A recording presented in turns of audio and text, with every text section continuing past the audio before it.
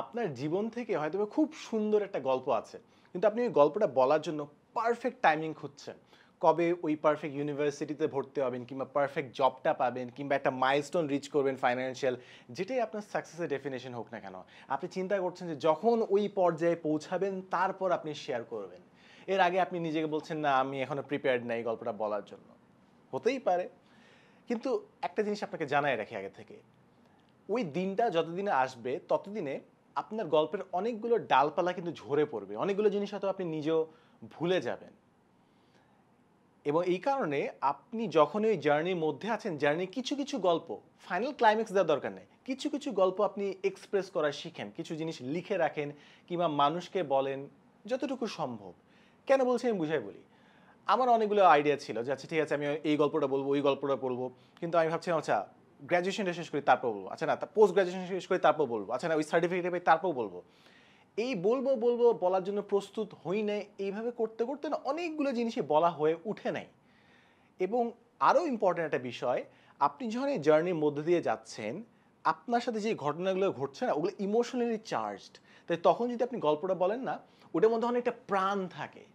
কিন্তু আপনি ৩ বছর, ৪ বছর, ৫, ১০ বছর পর আপনি ওই সাকসেসের লেভেলে যাবেন, তারপর গল্পটা শেয়ার করবেন, ততদিনে না অনেকগুলো ইমোশনই মূর্ছা যায়, অনেকগুলো ইমোশনই ফেড হয়ে যায়। আপনি যখন এই ঘটনার মধ্যে দিয়ে স্ট্রাগল করে, কাজ করে শিখছেন, তখন আপনি গল্পটা যত প্রাণবন্তভাবে বলতে পারতেন, অনেকগুলো ইমোশনাল ডিটেইলই না আস্তে, আস্তে নাই হয়ে যায়। তা আমি এটা বলছি না যে আপনি আজ থেকে অনলাইনে আপনি ভিডিও বানানো শুরু করেন। আমার কাছে মনে হয় কিছু, কিছু স্মৃতি আপনি নিজেকে এটলিস্ট বলা শুরু করেন কিংবা এটলিস্ট লিখে রাখেন কিংবা প্রকাশ করেন। আমার এরকম অনেক দিন হয়েছে যে আমি বাসায় এসে মনে হয়েছে খুবই বাজে একটা দিন ছিল।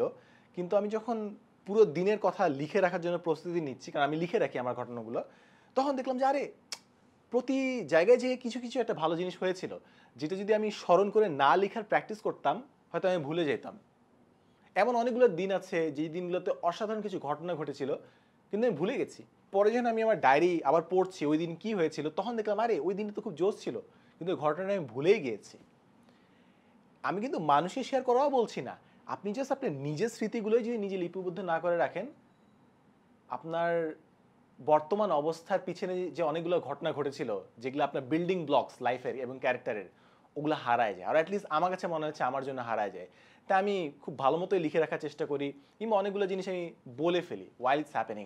অফকোর্স সবগুলো ঘটনা বলা যায় না, কারণ এখনও আমি একজন জীবিত মানুষ। তো আমার লাইফে যে ক্যারেক্টারগুলো আছে, মনে করেন যেসব ক্যারেক্টার আমার লাইফে ঝামেলা করবে, তাদের সম্পর্কে হয়তো আমি এক্সপিরিয়েন্স শেয়ার করার অনেক কিছু আছে।